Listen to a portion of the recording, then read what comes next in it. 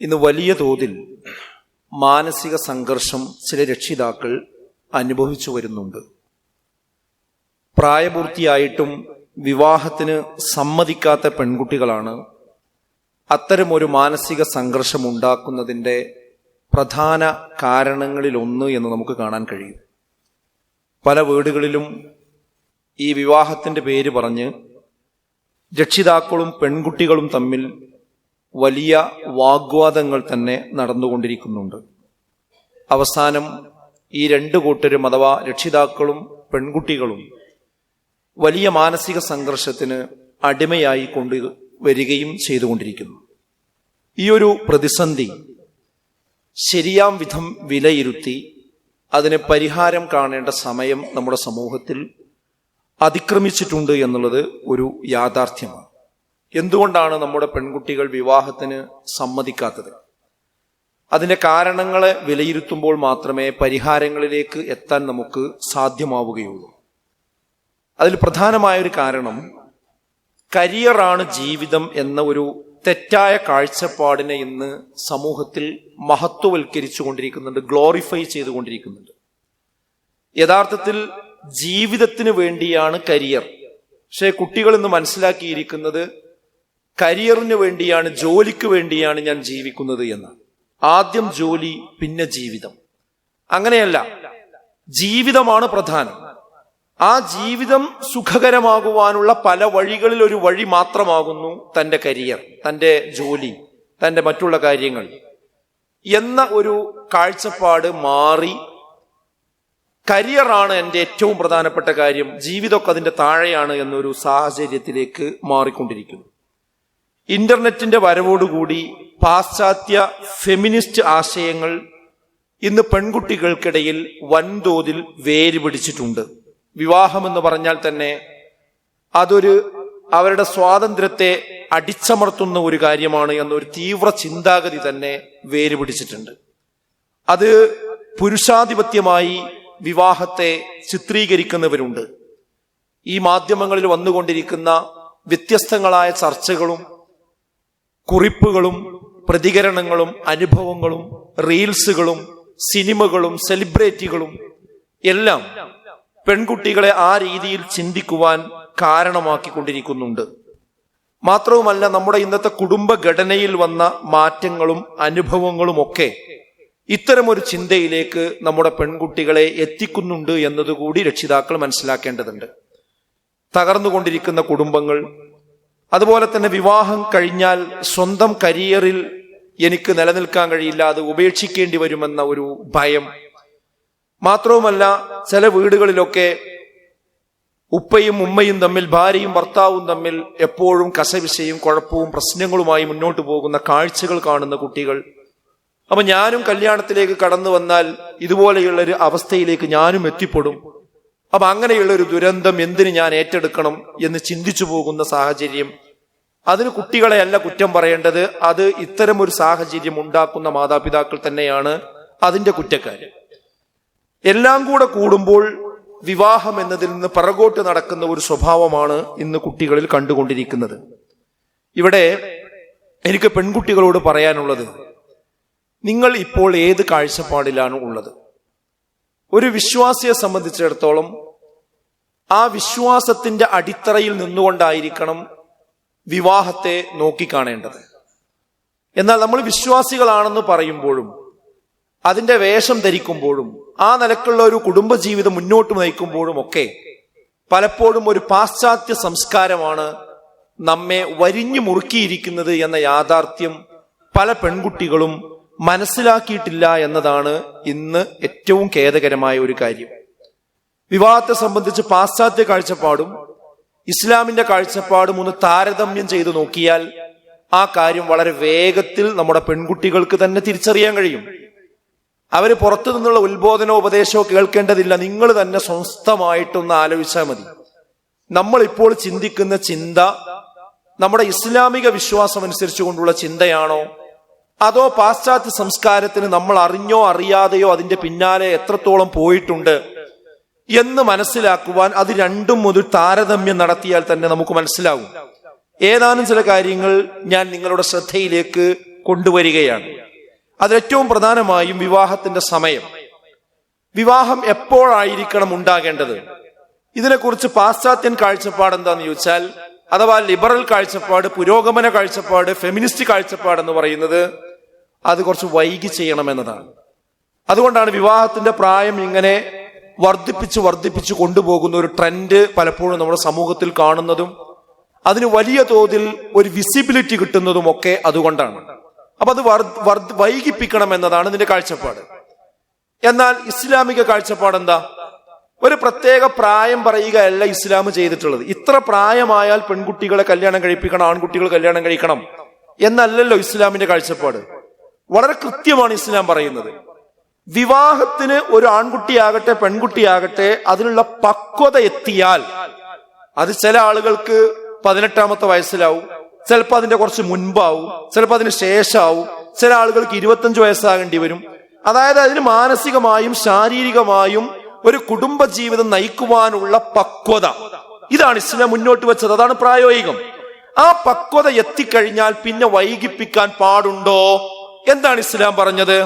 യാ മഅ്ശറ ശബാബ്, യുവാക്കളെ യുവതികളെ വിളിച്ചുകൊണ്ട് പറയാണ്, മനിസ്തതാഅ മിൻകുമുൽ ബാ, നിങ്ങൾ പക്വത എത്തിക്കഴിഞ്ഞാൽ ഫൽയതസവ്വജ്, കൽപ്പനയാണ്, പിന്നെ നിങ്ങൾ വിവാഹം കഴിക്കുവീൻ. പിന്നെ ഒരിക്കലും തന്നെ പല കാരണങ്ങൾ പറഞ്ഞുകൊണ്ട് വിവാഹം നിങ്ങൾ വൈകിപ്പിക്കാൻ പാടില്ല എന്നാണ് ഇസ്ലാമിന്റെ കാഴ്ചപ്പാട്. അപ്പൊ ഈ വിഷയത്തിൽ നമ്മൾ എവിടെ നിൽക്കുന്നുവെന്ന് ഒന്ന് നെഞ്ചത്ത് കൈവച്ച് നമ്മുടെ പെൺകുട്ടികൾ ഒന്ന് ചിന്തിക്കണമെന്നാണ് എനിക്ക് പറയാനുള്ളത്. അതേപോലെ തന്നെ ഇന്ന് പാശ്ചാത്യ കാഴ്ചപ്പാടെന്താ? പുരോഗമന കാഴ്ചപ്പാടെന്താ? വിവാഹം കഴിച്ചാൽ ഉള്ള സ്വസ്ഥതയും കൂടിയും പോകുന്ന. ഇപ്പൊ ഞാൻ കുഴപ്പമില്ലാതെ അങ്ങനെ പോകുന്നുണ്ട്. ഇനി വിവാഹമൊക്കെ കഴിച്ചാൽ ആകെ പ്രശ്നവും, വേറെ വീട്ടിൽ പോയി വേറൊരാളെ അണ്ടറിൽ ജീവിക്കുക എന്നൊക്കെ പറഞ്ഞാൽ അതുള്ള സമാധാനം കൂടി പോണ പരിപാടിയാണ് എന്ന ഒരു നരേറ്റീവാണ് പൊതുവെ പെൺകുട്ടികൾക്ക് ഉണ്ടാക്കിക്കൊണ്ടിരിക്കുന്നത്. എന്നാൽ ഇസ്ലാമിന്റെ കാഴ്ചപ്പാടെന്താ? ഞാൻ ഓതി വച്ച ആയത്തിൽ എന്താ അല്ലാഹ് പറഞ്ഞത്? വമിൻ ആയാതിഹി, അല്ലാഹുവിന്റെ ദൃഷ്ടാന്തങ്ങളിൽ പെട്ടതാണ്, അൻ ഖലഖലകും മിൻ അൻഫുസികും അസ്വാജ, നിങ്ങളെ പരസ്പരം ഇണകളായി നാം സൃഷ്ടിച്ചു എന്ന കാര്യം. എന്തിനു വേണ്ടി? ലിതസ്കുനൂ ഇലൈഹാ, അവരിലേക്ക് നിങ്ങൾ സമാധാനത്തോടുകൂടി ഒത്തുചേരുന്നതിന് വേണ്ടി. ഭാര്യയും ഭർത്താവിനെയും വിശേഷിപ്പിക്കാൻ ഇവിടെ ഉപയോഗിച്ച പദം തന്നെ സൗജ് എന്ന പദമാണ്. ഭാര്യയായ ഭർത്താവ് എന്ന പദമല്ല ഖുർആൻ ഉപയോഗിച്ചത്, മറിച്ച് ഇണങ്ങുന്നവർ, ഇണങ്ങിച്ചേരുന്നവർ എന്നാണ്, ഇണക്കിളികൾ എന്നാണ്. അങ്ങനെ ഇണകളായി നാം നിങ്ങളെ സൃഷ്ടിച്ചിരിക്കുന്നത് എന്തിനു വേണ്ടിയാണെന്നോ? ലിതസ്കുനൂ ഇലൈഹാ, അവർക്ക് സമാധാനത്തോടുകൂടി ഒത്തുചേരുന്നതിന് വേണ്ടിയാണ്. വജഅല ബൈനകും മവദ്ദതൻ വറഹ്മ, അവർക്കിടയിൽ നാം മവദ്ദത്തും റഹ്മത്തും സ്നേഹവും കാരുണ്യവും നാം ഇട്ടുകൊടുക്കുകയും ചെയ്യും. സത്യല്ലേ സുഹൃത്തുക്കള്? അതായത് എന്നോ ഒരു നിലക്കും കാണാത്ത, പരിചയമില്ലാത്ത രണ്ട് ദേശത്തുള്ള ഒരാൺകുട്ടിയും പെൺകുട്ടിയും വിവാഹത്തിലൂടെ ഒരൊറ്റ രാത്രിയോടുകൂടി ഒന്നാവുകയാണ്.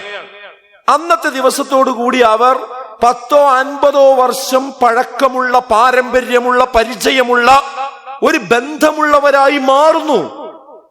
വിദേശത്തൊക്കെ നമ്മള് പല റൂമുകളിലും ജോലിക്ക് നിന്നുകാണ്ട് താമസിച്ച ആളുകൾ ഉണ്ടാവും. 10, 15, 20 വർഷം വേറെ ഏതോ രാജ്യക്കാരന്റെ കൂടെ കിടന്നുറങ്ങിയിട്ടുണ്ടാവും. പക്ഷെ ആ ഒരു ആത്മബന്ധം നമുക്ക് കിട്ടുന്നില്ലല്ലോ. എന്തുകൊണ്ടാണ് ഒരൊറ്റ ദിവസം കൊണ്ട് ഒരാണും പെണ്ണും തമ്മിൽ ഇങ്ങനെ ഒരു മവദ്ദത്തും റഹ്മത്തും ഉണ്ടാകുന്നത്? ഇത് അനുഭവിച്ചവരല്ലേ പലരും. അത് അല്ലാഹ് ഇട്ട് കൊടുക്കുന്നതാണ് പറഞ്ഞത്. അതാ ഇസ്ലാമിന്റെ കാഴ്ചപ്പാട്. അതിൽ ചിന്തിക്കുന്നവർക്ക് ദൃഷ്ടാന്തമുണ്ട് എന്നാണ് പറഞ്ഞത്. പക്ഷേ നമ്മുടെ പുരോഗമനവാദികൾ, ഫെമിനിസ്റ്റുകൾ എന്തു പറയുന്നു പെൺകുട്ടികളോട്? വിവാഹം എന്ന് പറഞ്ഞാൽ അതൊരു മാറാപ്പാണ്, അത് നിങ്ങളെ അടിമപ്പെടുത്തുന്നതിന് വേണ്ടിയാണ്, നിങ്ങളുടെ സ്വസ്ഥത നശിപ്പിക്കുന്നതിന് വേണ്ടിയാണ് എന്ന നരേറ്റീവുകൾ റീൽസുകളിലൂടെ, സെലിബ്രിറ്റികളിലൂടെ നമ്മിലേക്ക് പെരിസ്ട്രേറ്റ് ചെയ്യുമ്പോൾ അതിൽ കീഴ്പ്പെട്ടു പോവുകയാണ് ഇന്ന് നമ്മുടെ പെൺകുട്ടികൾ ചെയ്തുകൊണ്ടിരിക്കുന്നത്. പിന്നെന്താ പാശ്ചാത്യൻ സമീപനം സ്ത്രീകളെ കുറിച്ച് പറയുന്നത്? സ്ത്രീ എന്ന് പറഞ്ഞാൽ അവൾക്കൊരു ആത്മാഭിമാനവും അവരുടെ വിവാഹ ജീവിതത്തിൽ ഒരു സ്വസ്ഥതയൊക്കെ ഉണ്ടാകണേ അവൾക്ക് സ്വന്തം ഒരു ജോലി വേണമെന്നുള്ള ഒരു ജോലി നിർബന്ധമാണ് എന്നുള്ള രൂപത്തിലാണ് എന്ത് പാശ്ചാത്യൻ കാഴ്ചപ്പാട് സ്ത്രീകളോട് പറഞ്ഞുകൊണ്ടിരിക്കുന്നത്. അതിന്റെ അർത്ഥം എന്താ അറിയോ? ആ വീട്ടിലെ ചെലവ് നടത്താൻ നീ കൂടി ബാധ്യതപ്പെട്ടവളാണ് എന്നാണ് സ്ത്രീയോട് പറഞ്ഞുകൊണ്ടിരിക്കുന്നത്. അതിനുള്ള കാശ് ഉണ്ടാക്കിയിട്ടേ എന്ത് ചെയ്യേണ്ടുള്ളൂ, കല്യാണത്തിന് തയ്യാറാകേണ്ടതുള്ളൂ എന്നാണ്. എന്നാൽ ഇസ്ലാമിന്റെ കാഴ്ചപ്പാടെന്താ? വീടിന്റെ ചെലവ് ഒരു കാരണവശാലും സ്ത്രീയിൽ നിന്ന് വാങ്ങാൻ പാടില്ല എന്നതാണ്. വീടിന്റെ ചെലവ് നടത്തേണ്ട ഉത്തരവാദിത്വം പുരുഷന്റെ ഉത്തരവാദിത്വമാണ്. അത് പുരുഷന്റെ ബാധ്യതയാണ്. അതൊരിക്കലും സ്ത്രീയുടെ തലയിൽ ഇസ്ലാം വെച്ച് കെട്ടിയിട്ടില്ല. എന്നാൽ പുരോഗമനവാദികൾ നമ്മുടെ കുട്ടികളെ, പെൺകുട്ടികളെ വഞ്ചിക്കുകയാണ്. അനാവശ്യമായി കുടുംബത്തിന്റെ ചെലവ് അവരുടെ തലയിൽ വെച്ചു കെട്ടിക്കൊണ്ട് ഇതാ നിങ്ങൾക്കിത് സ്വാതന്ത്ര്യമാണ് എന്ന് പറഞ്ഞു കൊടുക്കുകയാണ്. ഒരാൾ ഇങ്ങനെ സ്വസ്ഥമായിട്ട് നടന്നു പോകുമ്പോ ഒരു 100 കിലോന്റെ ചാക്ക് എട്ടങ്ങാറായിട്ട് അവന്റെ തലയിൽ വെച്ചു കൊടുത്തിട്ട് ഈ വല്ല സ്വാതന്ത്ര്യത്തിലപ്പുള്ളത്, നിനക്കിപ്പോ ഒരു ഭാരമില്ല എന്ന് പറഞ്ഞു കൊടുത്താൽ എങ്ങനെ ഉണ്ടാവും? ഈ പരിപാടിയാണ് പെൺകുട്ടികളോട് എന്ത് ചെയ്യുന്നത്, പുരോഗമനവാദികൾ ചെയ്തുകൊണ്ടിരിക്കുന്നത്. ഇസ്ലാം അതല്ല പറഞ്ഞത്. ഇസ്ലാം പറഞ്ഞത് എന്താ? അർരിജാലു ഖവ്വാമൂന അലൻ നിസാ, പുരുഷന്മാർക്ക് കൈകാര്യകർത്തൃത്വമുണ്ട് സ്ത്രീകളുടെ മുകളിൽ. ബിമാ ഫദ്ദലല്ലാഹു ബഅ്ലഹും അലാ ബഅദ്, അല്ലാഹു ചിലർക്ക് ചിലരെക്കാൾ ശ്രേഷ്ഠത നൽകിയിട്ടുണ്ട്. അതിന്റെ കാരണം പറഞ്ഞത് എന്താ? വബിമാ അൻഫഖൂ മിൻ അംവാലിഹിം, പുരുഷന്മാർ അവരുടെ സ്വത്തിൽ നിന്ന് അവർക്ക് വേണ്ടി ചിലവഴിക്കുന്നു എന്നതുകൊണ്ടാണ്, അവരുടെ ചെലവ് നടത്തുന്നു എന്നതുകൊണ്ടാണ്. അതുകൊണ്ട് തന്നെയാണ് അങ്ങനെ ഒരു നിയന്ത്രണം. അപ്പൊ അത് ചെലവ് നടത്തുക എന്നുള്ളത് എന്താണ്? ഇസ്ലാമിൽ പുരുഷന്മാർക്ക് നിർബന്ധമായ കാര്യമാണ്. എന്നിട്ട് ആ ബാധ്യത പുരുഷന്മാരെ തലയിൽ നിന്ന് എല്ലാം മാറ്റിയിട്ട് സ്ത്രീകളുടെ തലയ്ക്ക് കൂടി വെച്ചു കൊടുത്തിട്ട് സ്ത്രീകളോട് പറയാം നിങ്ങൾക്ക് സ്വാതന്ത്ര്യമുണ്ട്. ഇതാണ് സ്ത്രീകളെ വഞ്ചിക്കുക എന്ന് പറയുന്നത്. പിന്നെയോ പാശ്ചാത്യൻ സമീപനം എന്താ? പുരോഗമന സിദ്ധാന്തം എന്താ? വിവാഹം വൈകിപ്പിച്ചാൽ ഒന്നും സംഭവിക്കൂലെന്ന്. ഒരു കുഴപ്പവും നിങ്ങൾക്ക് ഉണ്ടാവൂലെന്ന്. എന്നാൽ ഇസ്ലാം പറഞ്ഞത് എന്താ? വിവാഹം നിങ്ങൾ ചെയ്യണം. ഫൽയതസവ്വജ് എന്ന് പറഞ്ഞില്ലേ നേരത്തെ ഓതിയ ഹദീസ്. ഫൽയതസവ്വജ്, പ്രായമായാൽ പക്വതയായാൽ നിങ്ങൾ വിവാഹം കഴിക്കണം എന്ന് പറഞ്ഞ് നിർത്തിയില്ല. എന്തിനാണ് വിവാഹം എന്ന് കൂടി പറഞ്ഞു. നിങ്ങളുടെ കണ്ണിനെ താഴ്ത്തുവാനും നിങ്ങളുടെ ഗുഹ്യാവയവങ്ങളെ സൂക്ഷിക്കുവാനും വിവാഹം വളരെ അനിവാര്യമാണ്. ഇതിനെ നേരെ മറുവശം പറഞ്ഞു നോക്കി. പ്രായമായിട്ടും പക്വതയെത്തിയിട്ടും വൈകാരിക രതിമൂർച്ചയെത്തിയിട്ടും ഒരാൾ വിവാഹം കഴിക്കുന്നില്ല എങ്കിൽ അവന്റെ കണ്ണിനെ അവന് നിയന്ത്രിക്കാൻ കഴിയില്ല.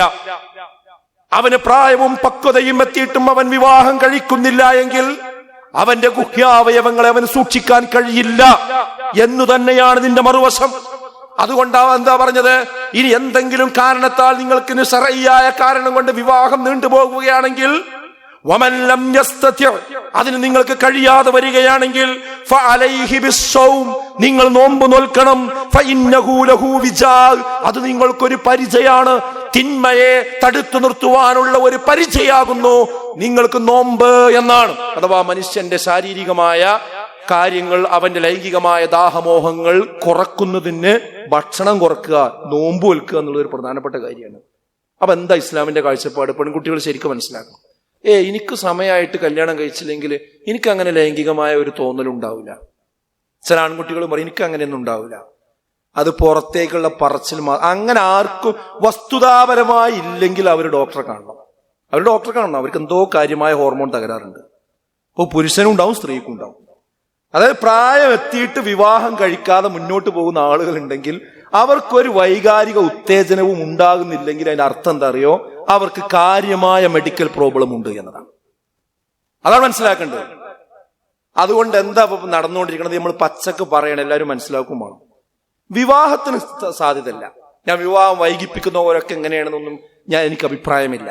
പക്ഷെ ഒരു നല്ല വിഭാഗം ഇന്ന് ചെയ്തുകൊണ്ടിരിക്കുന്നത് എന്താന്ന് വെച്ചാൽ, ഒന്നുകിൽ ഇതിന് പകരം സ്വയംഭോഗം തിരഞ്ഞെടുക്കും, സ്വയംഭോഗത്തിലേക്ക് പോകും. അതല്ലെങ്കിലോ സ്വവർഗരതിയിലേക്ക് പോകും. ആ സ്വവർഗരതിക്ക് വേണ്ടി നിയമ പോരാട്ടങ്ങൾ വരെ ഇന്ന് നടന്നുകൊണ്ടിരിക്കുന്നുണ്ട്. പെണ്ണും കല്യാണം കഴിക്കുന്നത്, ആണും കല്യാണം കഴിക്കുന്നത്, ആ രീതിയിലേക്ക് പോകും. പിന്നെയോ വിവാഹം കഴിഞ്ഞാൽ പുരുഷനും സ്ത്രീയും എന്തൊക്കെ ചെയ്യോ ആ കാര്യങ്ങളൊക്കെ വിവാഹം ഇല്ലാതെ തന്നെ നടക്കും. പക്ഷെ അതിന് പേര് മാറ്റിയിടുന്നു മാത്രം. ഒന്നുകിൽ ബെസ്റ്റി എന്ന് പറയും, അല്ലെങ്കിൽ ബോയ് ഫ്രണ്ട് എന്ന് പറയും, അല്ലെങ്കിൽ ഗേൾ ഫ്രണ്ട് എന്ന് പറയും, അതല്ലെങ്കിലോ സീസൺഷിപ്പ് എന്ന് പറയും, അല്ലെങ്കിൽ സിറ്റുവേഷൻഷിപ്പ് എന്ന് പറയും, അല്ലെങ്കിൽ ഹുക്കപ്പ് എന്ന് പറയും. ഇതൊക്കെ പുതിയ ജനറേഷൻ ഈ പേരൊക്കെ നല്ല ഓർമ്മ ഉണ്ടാവും. അപ്പൊ എന്തായി? വിവാഹമല്ല. എന്നാ വിവാഹത്തിൽ ചെയ്യേണ്ടതൊക്കെ അവിടെ നടക്കണുണ്ടാവും. എന്താ സീസൺഷിപ്പ് എന്ന് പറഞ്ഞാൽ? +2 ഒരു ബന്ധം, അത് +2 കഴിഞ്ഞാൽ അവസാനിപ്പിച്ചു. ഡിഗ്രിക്ക് വേറൊരു ബന്ധം, അത് ഡിഗ്രി കഴിഞ്ഞാൽ കഴിഞ്ഞു. PGക്ക് വേറൊരു ബന്ധം, അത് PG കഴിഞ്ഞാൽ കഴിഞ്ഞു. പിന്നെ റിസർച്ചിന് പോകുമ്പോൾ വേറൊരു ബന്ധം, അത് അപ്പം കഴിഞ്ഞു. അങ്ങനെ ഓരോ സീസണിൽ ഓരോ ബന്ധം. അതാ അതിന് കുഴപ്പമില്ല. എന്താ സിറ്റുവേഷൻഷിപ്പ് എന്ന് പറഞ്ഞാൽ, ഇപ്പൊ ഒരു പ്രത്യേക കോഴ്സിനോട് ഒരാഴ്ചക്ക് ഒടുക്കിയാൽ ഒരു ട്രെയിനിങ്ങിന് പോവുകയായിരിക്കാം. ആ ആഴ്ച അവിടെയുള്ള ഒരു സ്ത്രീയും പുരുഷനും തമ്മിലുള്ള ബന്ധം, അതാണ് ഒരു പ്രത്യേക സിറ്റുവേഷനിലെത്തും ഒരു ബന്ധം.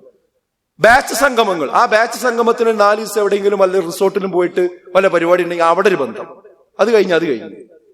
ഇതിനല്ലേ പച്ച വ്യഭിചാരം എന്ന് പറയാം. ഈ പണി എടുത്തിട്ട് പറയണെന്ത്, എനിക്ക് വിവാഹമൊന്നും വേണ്ട, എനിക്ക് കല്യാണമൊന്നും വേണ്ട. ഇതല്ല ഇന്ന് ക്യാമ്പസുകളിൽ നടന്നുകൊണ്ടിരിക്കുന്നത്. ഇതിന് പ്രത്യേക ആപ്പുകൾ ഡെവലപ്പ് ചെയ്തിട്ടില്ലേ? ആ ആപ്പുകൾ നോക്കിപ്പോകുന്ന കുട്ടികളില്ലേ? ഒരൊറ്റ രാത്രി മാത്രം ഇത് ഉപയോഗിച്ച് ഒഴിവായി പോകുന്നവരില്ലേ? എനിക്ക് കല്യാണം വേണ്ട എന്ന് പറയാ. എന്നിട്ട് ഈ ജാതി എല്ലാ ഏർപ്പാടിനും പോവുക. ഇതിന്റെ പേരെന്താ? ഇതൊന്നും ആർക്കും മനസ്സിലാകുന്നില്ല എന്ന് നിങ്ങൾ വിചാരിക്കരുത്. അതാണ് ഞാൻ പറഞ്ഞത്, വിവാഹം വൈകിപ്പിച്ചാൽ ഇത്തരം പ്രശ്നങ്ങൾ ഉണ്ടാകും. അത് പാശ്ചാത്യരുടെ, പുരോഗമനവാദികളുടെ, ഫെമിനിസ്റ്റുകളുടെ, ലിബറലുകളുടെ ചതിക്കുഴിയിൽ കുട്ടികൾ പോയി വീഴാണ്. ഓരോരുത്തരും പോയി വീഴാണ്. വ്യഭിചാരത്തിലേക്ക് റിക്രൂട്ട് ചെയ്യാൻ വേണ്ടി തന്നെയാണ് ഇത്തരം സിദ്ധാന്തങ്ങൾ പഠിപ്പിച്ചുകൊണ്ടിരിക്കുന്നത്. പിന്നെ കല്യാണം കഴിക്കണമെങ്കിൽ ഒരു സ്വന്തം കാലിൽ നിൽക്കണം, അല്ലെങ്കിൽ ദാരിദ്ര്യം ഉണ്ടാവും, കുഴപ്പമുണ്ടാവും, പട്ടിണി ഉണ്ടാവും, പ്രശ്നം ഉണ്ടാവും. എന്താ ചെയ്യാ? ഇങ്ങനെ പറഞ്ഞ് പേടിപ്പിക്കുകയാണ് ചെയ്യാം. പക്ഷെ ഇസ്ലാം പറഞ്ഞാൽ എന്താ അറിയോ? നിങ്ങൾ ധൈര്യമായിട്ട് വിവാഹം കഴിച്ചോളൂ. ആ വിവാഹം കഴിച്ചാൽ നിങ്ങൾക്ക് ബറക്കത്ത് പടച്ചോൻ വർദ്ധിപ്പിക്കും. ഇനി ദരിദ്രരാണെങ്കിൽ പോലും നിങ്ങൾ വിവാഹം കഴിപ്പിക്കണം എന്നാ ഖുർആൻ പറഞ്ഞത്. ഇസ്ലാമിന്റെ കാഴ്ചപ്പാടാണ്. വഅൻകിഹുൽ അയാമാ മിൻകും വസ്വാലിഹീന മിൻ ഇബാദികും വഇമാഇകും, നിങ്ങളിലുള്ള അള്ളാഹുവിന്റെ ഇബാദുകളെ, അതുപോലെ തന്നെ നിങ്ങളുടെ വലങ്കൈ ഉടമപ്പെടുത്തിയ ആളുകളെ, അവരെയൊക്കെ നിങ്ങൾ വിവാഹം കഴിപ്പിക്കണം.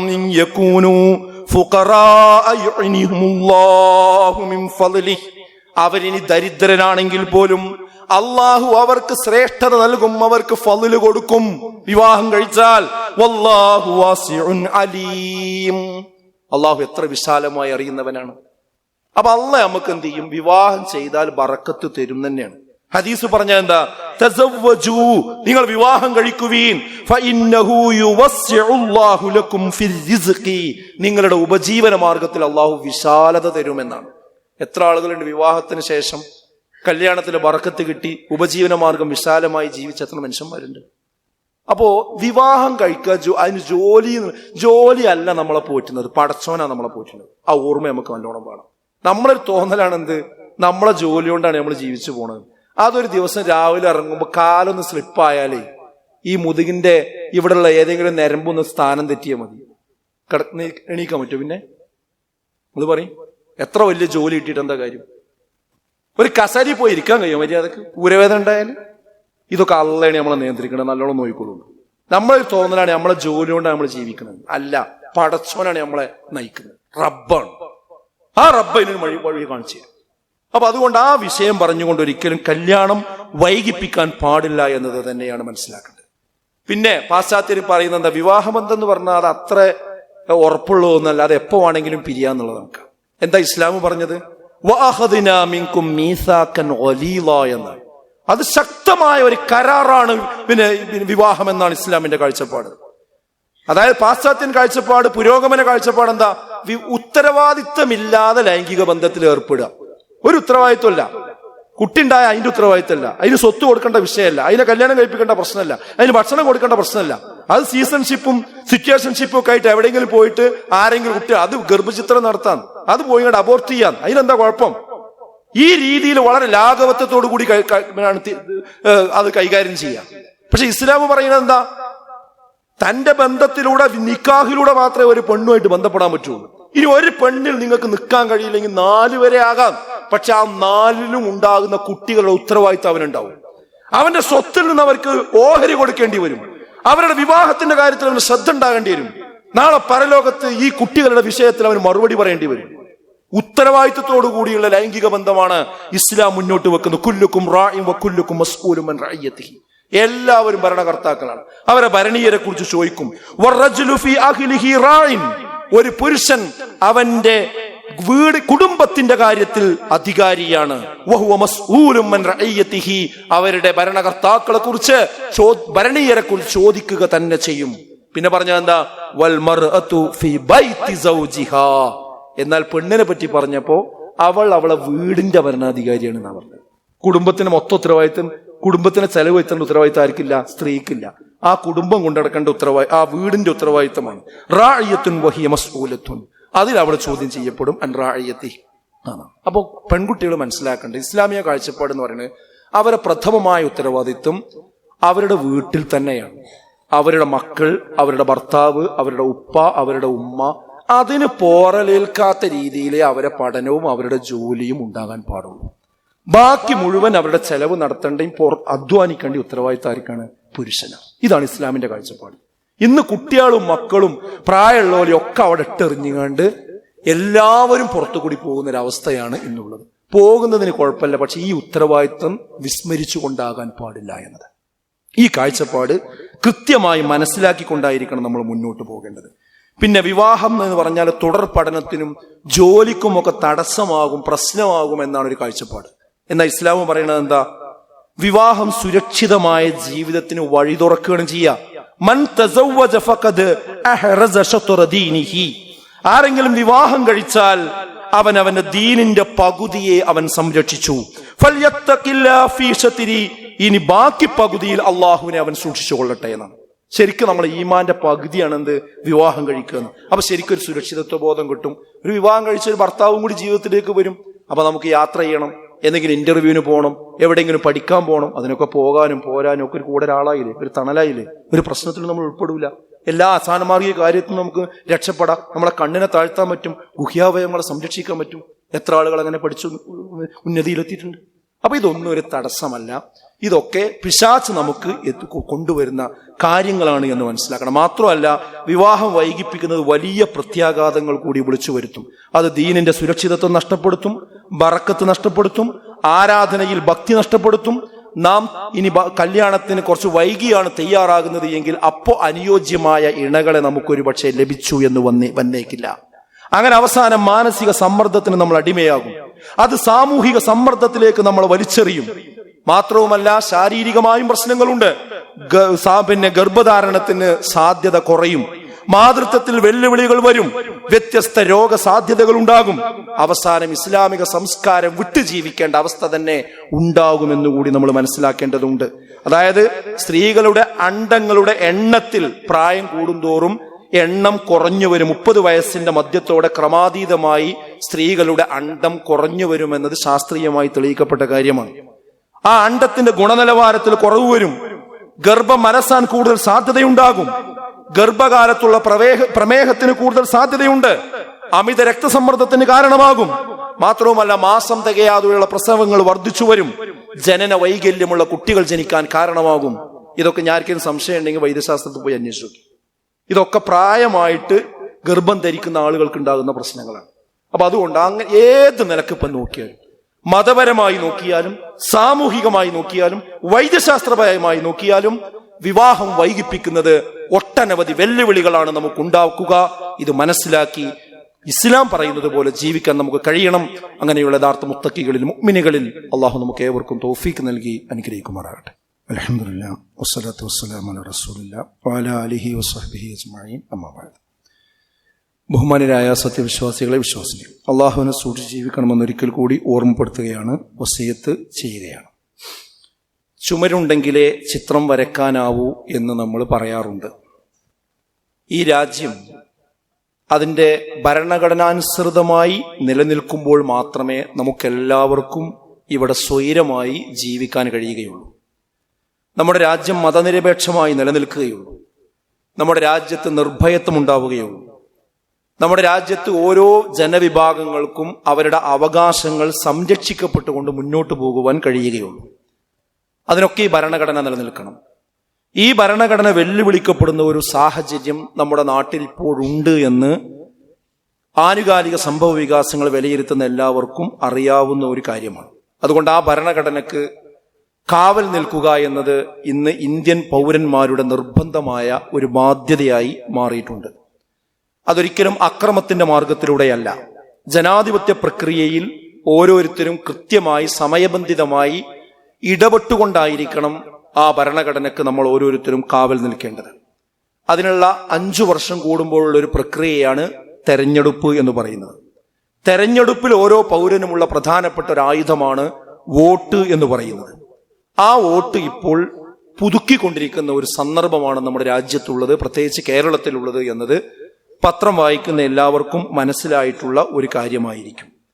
അതിനാണ് SIR എന്ന ഒരു പേരിട്ട് വിളിച്ചുകൊണ്ടിരിക്കുന്നത്. എന്താ SIR എന്ന് പറഞ്ഞാൽ? സ്പെഷ്യൽ ഇന്റൻസീവ് റിവിഷൻ എന്നതാണ്. അതായത് തീവ്ര വോട്ടർ പട്ടിക പരിഷ്കരണം. അതായത് 2002 അവസാനമായി നമ്മുടെ വോട്ടർ പട്ടിക പരിഷ്കരിച്ചത്. ഇത് സാധാരണ പരിഷ്കരിച്ച് വരുന്ന ഒരു കാര്യം തന്നെയാണ്. അതായത് മരിച്ചുപോയ ആളുകൾ ഒഴിവാക്കുക, അതുപോലെ ഇരട്ട വോട്ടുകൾ ഒഴിവാക്കുക, അങ്ങനെ വോട്ടർ പട്ടിക ഒന്ന് ശുദ്ധീകരിക്കുക എന്ന വളരെ നിഷ്കളങ്കമായ ഒരു സംഗതിയാണ് നമ്മുടെ രാജ്യത്ത് നടന്നുകൊണ്ടിരുന്നത്. പക്ഷെ ഇന്ന് ആ വിഷയത്തിൽ വലിയ വിമർശനങ്ങൾ ഉയർന്നു വന്നുകൊണ്ടിരിക്കുകയാണ്. അതിന് പ്രധാനമായി കാരണമായത് ബീഹാറിൽ നടത്തിയ SIR-ൽ ഒരുപാട് ക്രമക്കേടുകൾ ഉണ്ടായി എന്ന് ഇവിടെ ആരോപിക്കപ്പെട്ടുകൊണ്ടിരിക്കുന്നു. അതാണ് ഒരു കാരണം. മറ്റൊരു കാരണം, നമ്മുടെ കേരളത്തിൽ 54 ലക്ഷത്തിനും മേലെ പുതിയ വോട്ടർമാരുടെ പേരുകൾ 2002 ശേഷം പട്ടികയിൽ ചേർത്തിട്ടുണ്ട് എന്നതാണ്. അതായത് 2002 ശേഷം 4 നിയമസഭാ തെരഞ്ഞെടുപ്പുകളും 5 ലോക്സഭാ തെരഞ്ഞെടുപ്പുകളിലും നമ്മൾ വോട്ട് ചെയ്തിട്ടുണ്ട്. 2002 ശേഷം നിയമസഭയിലും നമ്മൾ വോട്ട് ചെയ്തിട്ടുണ്ട്, അതേപോലെ തന്നെ ലോക്സഭന്റെ ആവശ്യത്തിനു വേണ്ടി നമ്മൾ വോട്ട് ചെയ്തിട്ടുണ്ട്. അതുകൊണ്ട് തന്നെ തിരിച്ചറിയൽ രേഖയായി ആധാറും ഉപയോഗിക്കാമെങ്കിൽ എന്തുകൊണ്ട് വോട്ടർ പട്ടിക ആധാറുമായി ലിങ്ക് ചെയ്തുകൂടാ എന്ന ചോദ്യമാണ് ഇവിടെ ഉയർന്നുകൊണ്ടിരിക്കുന്നത്. 2002 ശേഷം ഈ 2 തലത്തിലേക്കും വോട്ട് ചെയ്ത ആൾക്കാരാണ് നമ്മളെല്ലാവരും. ആ വോട്ട് ചെയ്ത ആളുകളുടെ പിന്നെയും പരിഷ്കരിക്കണമെന്ന് പറയുമ്പോൾ അതിനർത്ഥം എന്താണ്? നേരത്തെ ചെയ്ത വോട്ടും അതിന്റെ അടിസ്ഥാനത്തിൽ ഭരണത്തിൽ വന്ന ഭരണാധികാരികളും ശരിയല്ല എന്നല്ലേ വരാൻ പോണത്. അപ്പൊ അത് മതി ശരിക്ക്. മാത്രമല്ല, തിരിച്ചറിയൽ രേഖയായ ആധാറും ഉപയോഗിക്കാമെന്ന് വന്നതുകൊണ്ട്, അത് സുപ്രീം കോടതി പറഞ്ഞതുകൊണ്ട്, എന്തുകൊണ്ട് വോട്ടർ പട്ടിക ആധാറുമായി ലിങ്ക് ചെയ്തുകൂടാ? എന്നാൽ എല്ലാ കാലത്തേക്കും ഈ SIR എന്ന പരിപാടി അവസാനിപ്പിക്കാവുന്നതേ ഉള്ളൂ. പക്ഷെ ഈ ചോദ്യത്തിന് കൃത്യമായ ഉത്തരങ്ങൾ പലപ്പോഴും കിട്ടുന്നില്ല. ഇത് കേരളത്തിലേക്ക് വരുമ്പോൾ എല്ലാവരും ഇതിനെ എതിർത്തുകൊണ്ടിരിക്കുകയാണ്. പ്രതിപക്ഷ സംഘടനകളൊക്കെ എതിർത്തുകൊണ്ടിരിക്കുകയാണ്. പക്ഷെ ആ എതിർപ്പ് ലക്ഷ്യം കണ്ട് ഇത് ഒഴിവാക്കും എന്ന് ഉറപ്പ് പറയാൻ നമുക്ക് നിർവാഹമില്ല. അങ്ങനെ അത് ഒഴിവാക്കും എന്നും വിചാരിച്ച് ദിവസങ്ങൾ അങ്ങനെ ആഴ്ചകൾ അങ്ങനെ പോയി അവസാനം ഇതിലൊന്നും നമ്മൾ ചെയ്യാതെ പോയി കഴിഞ്ഞാൽ പല ആളുകൾക്കും വോട്ടില്ലാത്തൊരവസ്ഥയാണ് എന്ത് ചെയ്യുക വരാൻ പോകുന്നത് എന്നുകൂടി നമ്മൾ തിരിച്ചറിയേണ്ടതുണ്ട്. നമ്മളിപ്പോൾ ചെയ്യേണ്ട കാര്യം എന്താണെന്ന് വെച്ചാൽ 1984 ശേഷം ജനിച്ച ആരുടെയും പേര് ഇപ്പോൾ വോട്ടർ പട്ടികയിൽ ഉണ്ടാവില്ല. അവർ പുതുതായി വോട്ട് ചേർക്കുന്ന നടപടിക്രമങ്ങൾ പാലിച്ചുകൊണ്ട് ആ വോട്ടർ പട്ടികയിൽ പേരുകൾ പുതുക്കേണ്ടതുണ്ട്. ഇത് കാര്യമായി ബാധിക്കാൻ പോകുന്നത് പ്രവാസികളെ ആയിരിക്കും. കാരണം 3 പ്രാവശ്യം നമ്മുടെ നാട്ടിലെ BLO നമ്മുടെ വീട്ടിൽ വരും, എന്നിട്ട് അവിടെ ആളുണ്ടോ എന്ന് നോക്കും എന്നാണ് അറിയാൻ കഴിയുന്നത്. പക്ഷെ അങ്ങനെ വന്ന് നോക്കുമ്പോൾ പല വീടുകളും അടഞ്ഞു കിടക്കുകയായിരിക്കും, കുടുംബസമേതം വിദേശത്തായിരിക്കും. അപ്പൊ അവിടെ ആളില്ല എന്നുള്ള റിപ്പോർട്ടായിരിക്കും എന്ത് ചെയ്യുക കൊടുക്കുക. സ്വാഭാവികമായിട്ട് അവർ വോട്ടർ പട്ടികയിൽ നിന്ന് തള്ളപ്പെട്ടു പോകുന്ന ഒരു അവസ്ഥയുണ്ടാകും. ഒന്ന് ആ രീതിയാണ്. മറ്റൊന്ന്, താമസം മാറിപ്പോയ ആളുകളെയും ഇത് ബാധിക്കും. ഈ നാട്ടിൽ നിന്ന് വേറൊരു നാട്ടിലേക്ക് താമസം മാറിപ്പോയിട്ടുണ്ടെങ്കിൽ ഈ വീട്ടിൽ ചെല്ലുമ്പോൾ അവർ ഇവിടുന്ന് പോയി എന്ന് പറയും, അപ്പൊ അവിടെ ഇല്ല എന്ന് പറയും. അവരവിടെ വിചാരിക്കും എന്ത്, എന്റെ വോട്ടർ പട്ടികയിൽ ഉണ്ടാകുമെന്ന് കരുതുകയും ചെയ്യും, പക്ഷെ അവിടെ ഉണ്ടാവില്ല. അങ്ങനെയൊക്കെ ഈ വീട് മാറിപ്പോയവരും അതുപോലെ തന്നെ വിദേശത്തുള്ളവരും ഇന്ത്യയുടെ മറ്റു ഭാഗങ്ങളിൽ താമസിക്കുന്നവരും അതുപോലെ മറ്റു സ്റ്റേറ്റുകളിൽ നിന്ന് കേരളത്തിൽ വന്ന് താമസിക്കുന്നവർക്കൊക്കെയാണ് ഇത് ഏറ്റവും കൂടുതൽ പ്രയാസങ്ങൾ ഉണ്ടാക്കുക എന്നതുകൂടി നമ്മൾ മനസ്സിലാക്കേണ്ടതുണ്ട്. ഇത് ശ്രദ്ധിച്ചിട്ടില്ലെങ്കിൽ ഉണ്ടാകുന്ന അപകടം എന്താണെന്ന് ചോദിച്ചാൽ, ഇങ്ങനെ വോട്ടർ പട്ടികയിൽ നിന്ന് നമ്മൾ മാറ്റപ്പെടുമ്പോൾ സ്വാഭാവികമായിട്ടും നമ്മളൊരു സംശയത്തിന്റെ പട്ടികയിലേക്ക് നമ്മുടെ പേരുകൾ മാറ്റപ്പെടും. അത് സംശയത്തിന്റെ പട്ടികയിലേക്ക് പേരുകൾ മാറ്റപ്പെട്ട് കഴിഞ്ഞാൽ പിന്നീട് അവരുടെ പൗരത്വം തെളിയിക്കുന്ന രേഖകളിലേക്ക് കടക്കേണ്ടി വരും. ആ രേഖകളിലേക്ക് കടക്കുമ്പോൾ സ്വാഭാവികമായിട്ടും അവരുടെ പിതാക്കന്മാരുടെ ജനന സർട്ടിഫിക്കറ്റ് വരെ ഹാജരാക്കുന്ന സാഹചര്യം ചോദിക്കുന്നുണ്ട്. അത് എല്ലാവർക്കും ലഭ്യമായി കൊള്ളണമെന്നില്ല. നിങ്ങൾക്ക് തന്നെ നിങ്ങളുടെ ഉപ്പമാരുടെ ജനന സർട്ടിഫിക്കറ്റ് എത്ര ആളുടെ കയ്യിലുണ്ട്? ഓരോരുത്തരും ചിന്തിക്കേണ്ട കാര്യം. അപ്പൊ അത് പ്രതിസന്ധിയിലേക്ക് പോകും. അപ്പോൾ അവിടെ തെളിയിക്കാൻ, പൗരത്വം തെളിയിക്കാൻ കഴിയാതെ വരും. അവിടെ മുസ്ലിങ്ങളല്ലാത്ത ജനവിഭാഗങ്ങൾക്കെല്ലാം CAA സഹായത്തിന് വരും. നേരത്തെ പാസാക്കി വെച്ച പൗരത്വ ഭേദഗതി നിയമം മുസ്ലിം ജനവിഭാഗമല്ലാത്ത മറ്റെല്ലാ മതവിഭാഗങ്ങൾക്കും അത് അവരെ സഹായത്തിനെത്തും. കാരണം മറ്റു രാജ്യങ്ങളിൽ നിന്ന് ഇങ്ങോട്ട് വന്ന മുസ്ലിങ്ങളല്ലാത്ത ആളുകൾക്ക് പൗരത്വം കൊടുക്കാമെന്ന ഒരു പൗരത്വ ഭേദഗതി നിയമമാണ് നേരത്തെ പാസാക്കി വെച്ചിരിക്കുന്നത്. അപ്പൊ സ്വാഭാവികമായിട്ടും അവിടെ പൗരത്വം ചോദ്യം ചെയ്യപ്പെടുക, അതിൽ നിന്ന് വെട്ടിമാറ്റപ്പെടുക മുസ്ലിം ജനവിഭാഗം മാത്രമായിരിക്കുമെന്ന അതീവ ഗുരുതരമായ ഒരു പ്രതിസന്ധിയാണ് ഈ വിഷയത്തിൽ ശ്രദ്ധിച്ചിട്ടില്ലെങ്കിൽ വരാൻ പോകുന്നത്. അതുകൊണ്ട് ഇതിന് പ്രത്യേക ലിങ്കുകളുണ്ട്, അതിൽ കയറി നമുക്ക് വോട്ടുണ്ടോ എന്ന് നോക്കുക. ഇനി ഇതൊന്നും നോക്കാൻ അറിയാത്ത ആളുകൾ നമ്മുടെ നാട്ടിലെ BLO ആരാന്ന് അന്വേഷിക്കുക, ബൂത്ത് ലെവൽ ഓഫീസർ ആരാന്ന് അന്വേഷിക്കുക, അയാളെ പോയി കാണുക, അയാളോട് സംസാരിച്ചിട്ട് ഈ കാര്യം എന്ത് ചെയ്യുക, ഉറപ്പുവരുത്തുവാൻ വേണ്ടി നമ്മൾ തയ്യാറാകണം. നമ്മൾ അതോടൊപ്പം തന്നെ മറ്റുള്ള ആളുകൾ ഈ വിഷയത്തിൽ സഹായിച്ചു കൊടുക്കും വേണം. ഇതെല്ലാവർക്കും കഴിയില്ലെങ്കിൽ എന്ത് വേണം, അതിന് ആളുകൾ ഇറങ്ങിത്തിരിക്കണം, സഹായിക്കണം. കാരണം അതും ദീനിയായി നമ്മൾ ശ്രദ്ധിക്കേണ്ട കാര്യം, അഹബ്ബുന്നാസി ഇലല്ലാഹി അൻഫഉഹും ലിന്നാസ്, അള്ളാഹുവിന് ഏറ്റവും ഇഷ്ടപ്പെട്ട ആളുകൾ ജനങ്ങൾക്ക് ഏറ്റവും ഉപകാരം ചെയ്യുന്ന ആളാണ് എന്നാണ്. അപ്പൊ ജനങ്ങൾക്ക് ഉപകാരം ചെയ്തു കൊടുക്കുന്നവൻ ആരിഷ്ടപ്പെടും? അള്ളാഹു ഇഷ്ടപ്പെടും. ഈ ഹദീസിന്റെ അവസാനത്തെ ഭാഗത്ത് കാണാൻ പറ്റും, എന്റെ ഒരു സഹോദരന്റെ ആവശ്യം നിറവേറ്റാൻ ഞാൻ അവനോടൊപ്പം നടക്കുന്നത് ഈ പള്ളിയിൽ അഥവാ മസ്ജിദുൻ നബവിയിൽ 1 മാസം ഇഅ്തികാഫ് ഇരിക്കുന്നതിനേക്കാൾ എനിക്ക് പ്രിയങ്കരമാണ് എന്ന ഹദീസ് വരെ കാണാൻ പറ്റും. അഹബ്ബു ഇലയ്യ മിൻ അൻ അഅ്തകിഫ ഫീ ഹാദൽ മസ്ജിദ് ശഹ്റാ എന്ന് റസൂലുള്ളാഹി സ്വല്ലല്ലാഹു അലൈഹി വസല്ലം പറഞ്ഞു. അഥവാ പൊതുപ്രവർത്തനം എന്ന് പറയുന്നത് വളരെ പ്രധാനപ്പെട്ട ഒരു കാര്യം തന്നെ, അതിന് കൂലി കിട്ടുന്ന വിഷയം കൂടിയാണ്. ആ രീതിയിൽ തന്നെ കാര്യങ്ങൾ എന്ത് ചെയ്യേണ്ടതുണ്ട്, നമ്മൾ മനസ്സിലാക്കേണ്ടതുണ്ട്. ഇത് നമ്മൾ നമ്മുടെ രാജ്യം ശരിയായ നിലയ്ക്ക് നിലനിൽക്കാനും ഇവിടെയുള്ള സൗഹാർദ്ദം നിലനിൽക്കാനും എല്ലാവർക്കും ഒരുപോലെ വോട്ടവകാശം ഉണ്ടാകുവാനും എല്ലാവർക്കും ഇവിടെ സമാധാനത്തോടും നിർഭയത്വത്തോടും കൂടി ജീവിക്കുവാനുമുള്ള അന്തരീക്ഷം നിലനിൽക്കണമെങ്കിൽ ഭരണഘടന നിലനിൽക്കണം. ഭരണഘടന നിലനിൽക്കണമെങ്കിൽ അതിന് വരുന്ന പോറലുകളെ നമ്മൾ കണ്ടറിഞ്ഞ് തിരുത്താൻ നമ്മൾ തയ്യാറാകണം. ജനാധിപത്യ പ്രക്രിയയിൽ നിന്നൊരു കാരണവശാലും നമ്മുടെ രാജ്യത്തൊരാൾ മാറി നിൽക്കാൻ പാടില്ല. അതിനുള്ള എൻട്രിയാണ് നമ്മുടെ വോട്ടവകാശം എന്ന് പറയുന്നത്. ആ വോട്ടവകാശം ഇല്ലാതെയാകുന്നുവെന്നത് നമ്മൾ പൗരന്മാരല്ലാതായി മാറുന്നു എന്ന ഗൗരവം കൂടി ഇതിന്റെ പിന്നിലുണ്ട് എന്ന് മനസ്സിലാക്കി വളരെ ഉത്തരവാദിത്വത്തോടു കൂടി രംഗത്ത് മുന്നോട്ട് പോവുക. അള്ളാഹു എല്ലാവിധ മുസീബത്തുകളിൽ നിന്നും നമ്മളെ കാത്തുരക്ഷിക്കുമാറാകട്ടെ.